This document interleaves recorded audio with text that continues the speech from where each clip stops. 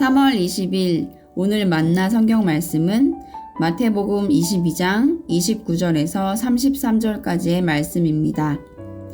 예수께서 그들에게 대답하셨다. 너희는 성경도 모르고 하나님의 능력도 모르기 때문에 잘못 생각하고 있다. 부활 때에는 사람들은 장가도 가지 않고 시집도 가지 않고 하늘에 있는 천사들과 같다. 죽은 사람들의 부활을 두고 말하면서 너희는 아직도 하나님께서 너희에게 하신 말씀을 읽어보지 못하였느냐? 하나님께서는 나는 아브라함의 하나님이요 이삭의 하나님이요 야곱의 하나님이다 하고 말씀하셨다.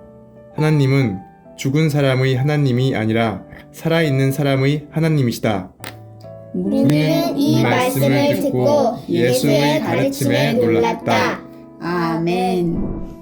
오늘 만나로 만나주시는 하나님을 기대합니다. 예수님께서 마주하신 종교 지도자 그룹 가운데 사두개파가 있습니다. 이들은 주로 예루살렘 성전을 책임지는 제사장 가문이 중심축을 이루고 있습니다.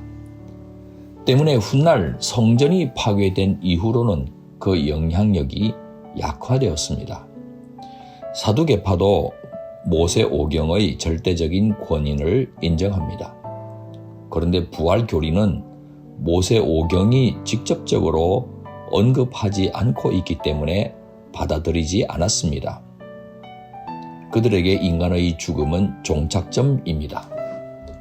이에 비해 바리새파는 부활교리를 믿고 있었습니다. 정치적으로나 종교적으로 이해관계가 일치할 때는 사두개파는 이 바리새파와 손을 잡았습니다.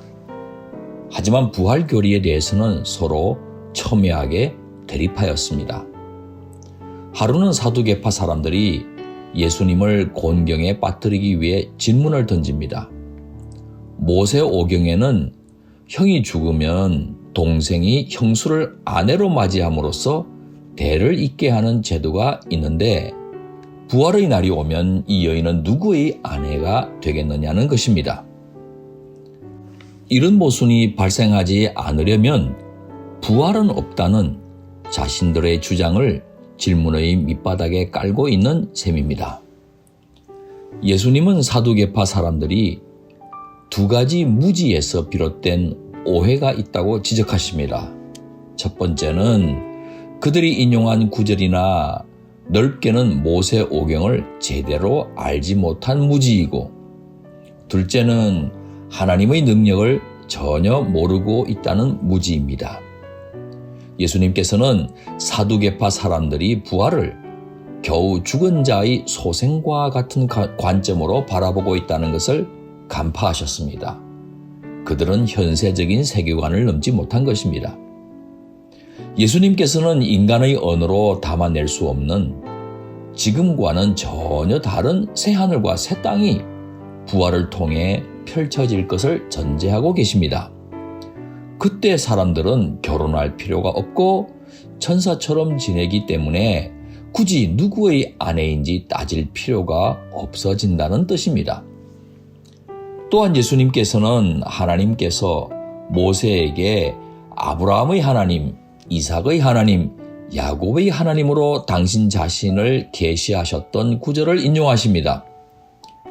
족장들이 경험한 하나님은 죽은 자에게 갇혀버리는 분이 아니라 각각 자신의 하나님, 즉 살아있는 자의 하나님이라고 논박하신 겁니다.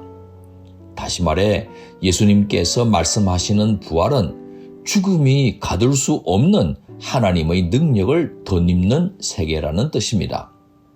사랑하는 성도 여러분, 우리 하나님은 십자가에 돌아가신 예수님을 부활시켜 주신 분이십니다.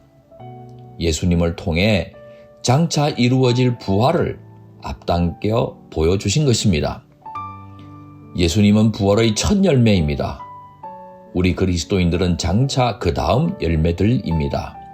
고린도전서 15장 23절, 그러나 각각 제 차례대로 그렇게 될 것입니다. 첫째는 첫 열매이신 그리스도요, 그 다음은 그리스도께서 재림하실 때에 그리스도께 속한 사람들입니다. 하나님께서는 부활의 언약을 반드시 이루시고 새하늘과 새 땅을 펼치실 것입니다. 사망은 더 이상 우리를 이기지 못합니다. 죽음은 감히 우리를 어쩌지 못합니다.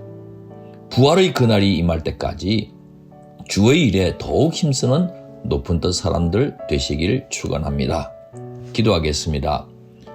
부활을 소망할 수 있게 해주신 하나님, 죽음은 우리들에게 더 이상 끝이 아니라 하나님과 함께하는 세계를 열어주는 관문이라는 사실을 깨닫게 해주셔서 감사드립니다. 이 땅에 살아있는 동안 죽음 너머의 세계를 성실하게 준비해 가게 해 주옵소서. 예수님 귀하신 이름으로 기도합니다.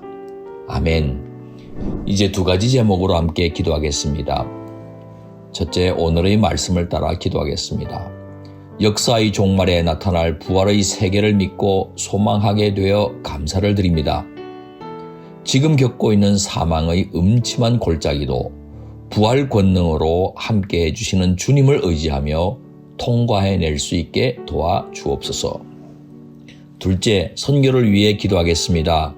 우리 선교사님들이 부활 주님의 권능이 역사하길 소망하면서 선교지의 어려운 난관을 극복해가게 해 주옵소서. 이 제목으로 기도하신 후에 개인 기도 하시겠습니다.